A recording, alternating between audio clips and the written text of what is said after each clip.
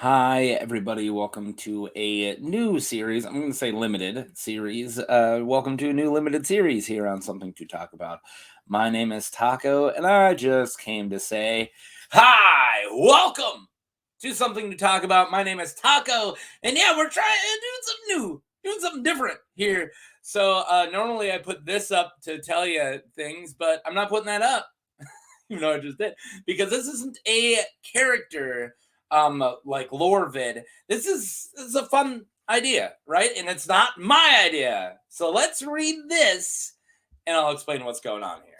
So what is this show? Just like all my vids, I don't edit. I feel like I like the feel of me talking to you with all the imperfections and a tad of improv. I just had to throw that in because if this is everyone's first time, they're like, why is this guy not editing? I never get that comment. Please don't flood my comments with that. I'm just saying. I would think more people would complain, but they don't. All right. Now for this series, I will be giving all Lord Paramounts their very own Kingsguard. In this scenario, they are not kings, so it's not like every Lord Paramount's their own kings. That's not what we're doing.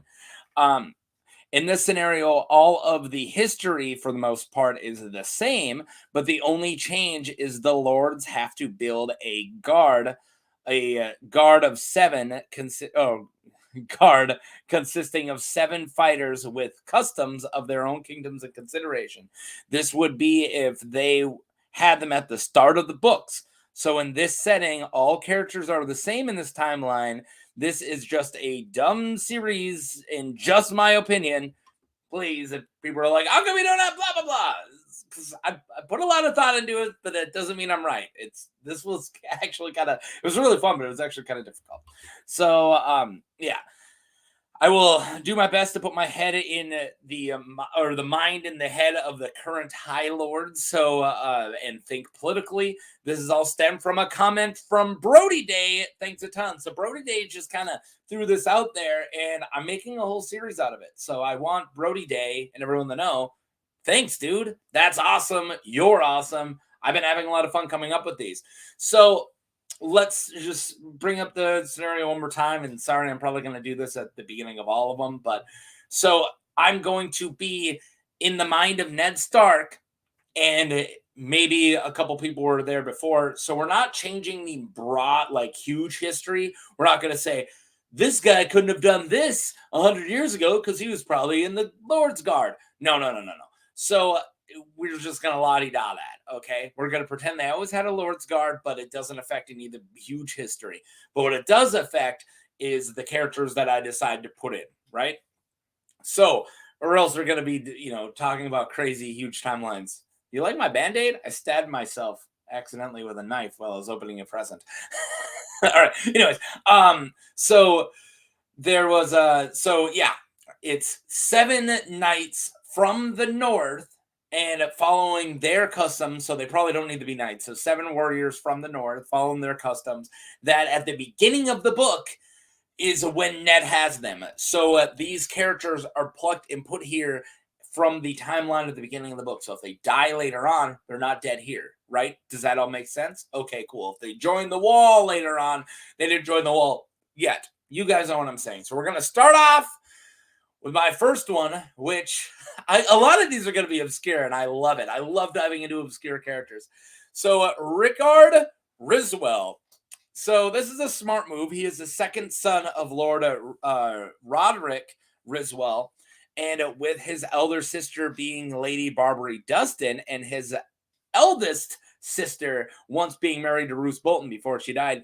He is a great choice politically.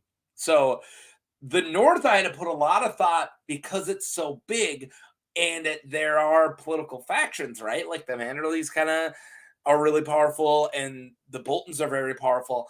Ned has to put him think, who am I grabbing from all of these areas, right?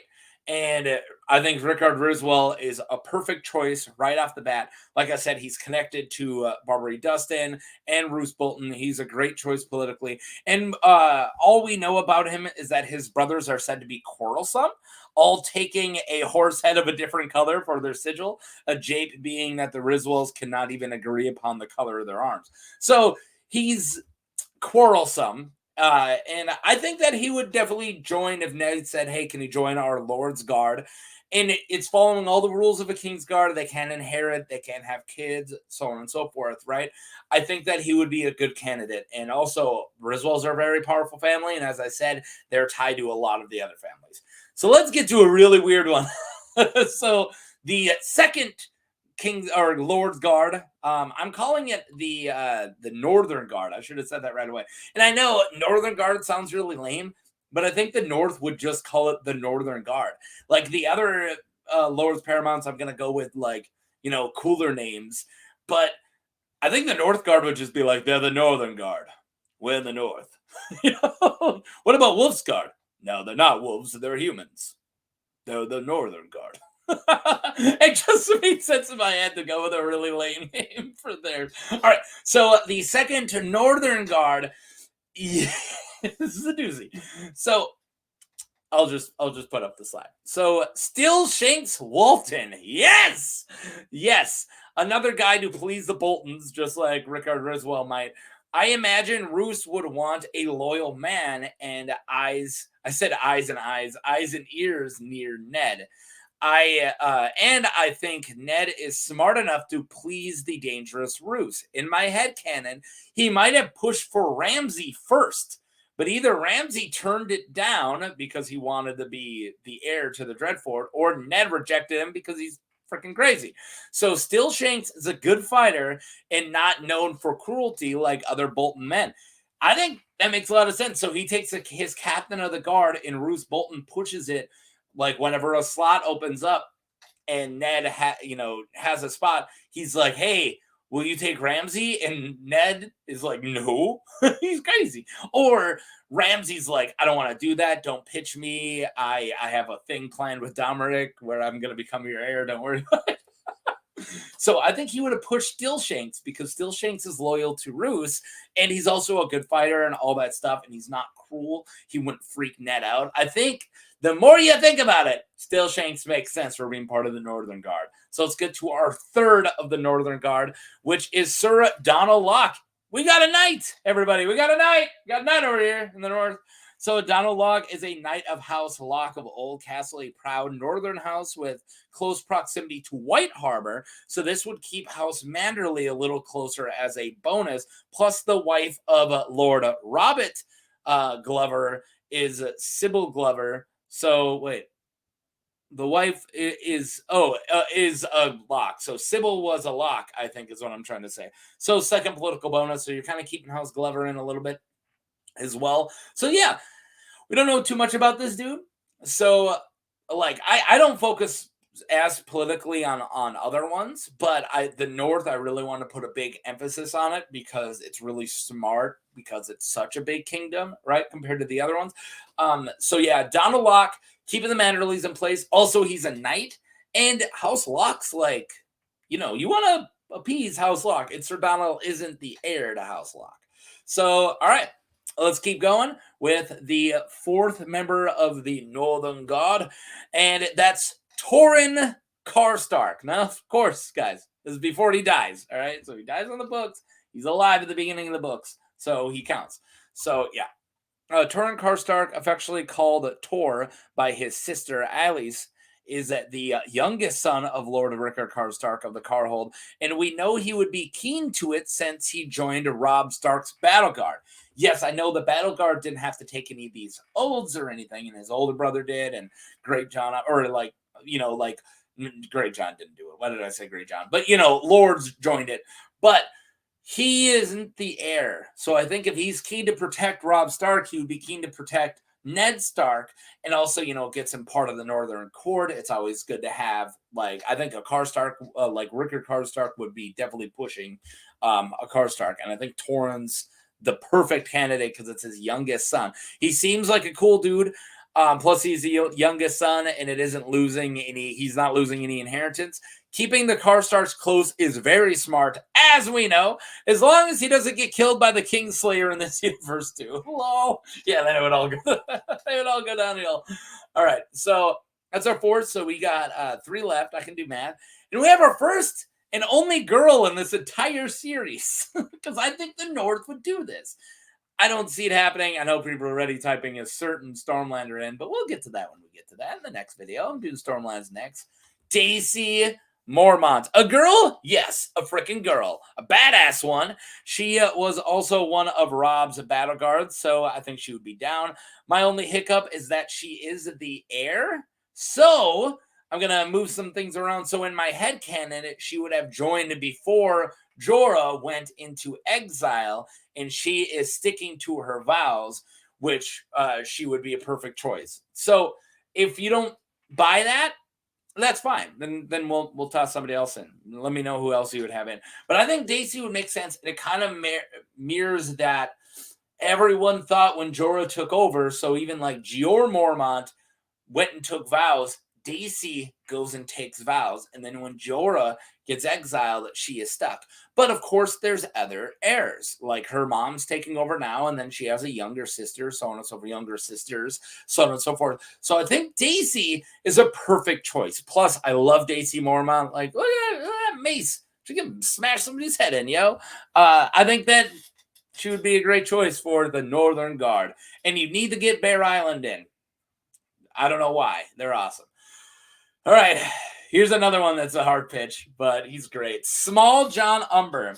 The Small John has to be. I know he's the heir to Last Hearth, but I think he would be okay with giving up his inheritance. So this isn't like Daisy. I'm not trying to la-di-da, oh, maybe she joined before Jorah. No, I think that he would actually do it. Like, yeah, I think he would just give it up. So I'll explain. He has brothers, uncles, and a ton of other men in his family, so we're not worrying about the Umber name going away. The Great John was Rob's biggest supporter, and the Small John was, again, a battle guard. I don't think it's too far-fetched. Plus, he's a heck of a fighter, and Ned would gladly put him in the guard. If you disagree, you can just toss in one of the unnamed brothers instead. Yeah, there is just brothers, right? So if you look at like the Wiki of Ice and Fire and you look at the family tree, there's a section that just goes sons.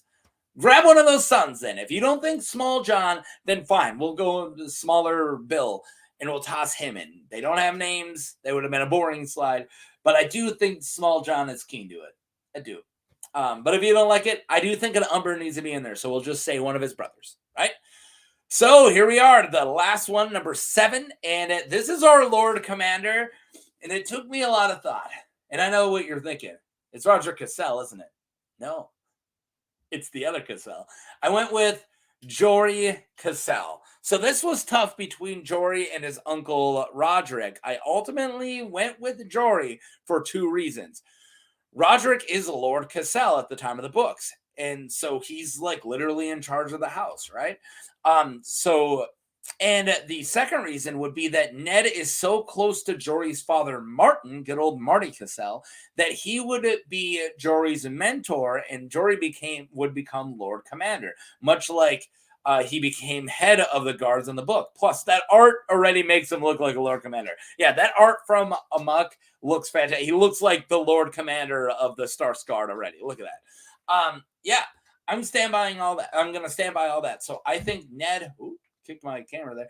I think Ned mentoring kind of like what I'm assuming he did in the books, and he just naturally then joined the Northern Guard and worked his way up because he is such a good commander and good leader and a good captain that when the last Lord Commander, even though Jory is younger than a couple of the other people on the list, he would have moved up really quick. I completely see that happening. And I think Jory is the perfect Lord Commander. He's not married. He doesn't have any kids. He seems like working and protecting the Starks is his main like thing in life, and working with Ned as like kind of his surrogate dad. I love it. I love Jory Cassel as Lord Commander. So let me know what you guys think of my dumb list. And if you have any disagreements, please be nice about it, okay? Of course you have disagreements. It's a weird thing, and it was just me coming up with these 7 people, me trying to justify. If you're going to say, well, Ned wouldn't have done that, just be nice about your opinions, okay? And tell me who you would have if you would have anything different. So, yeah. What'd you guys think of this new series? Please click like and subscribe. I'm going to do all of them. I'm not doing Crownlands, but I'm doing Stormlands next. And yeah, so thanks for watching. Do all the YouTube stuff, and yeah, have a good one. Peace.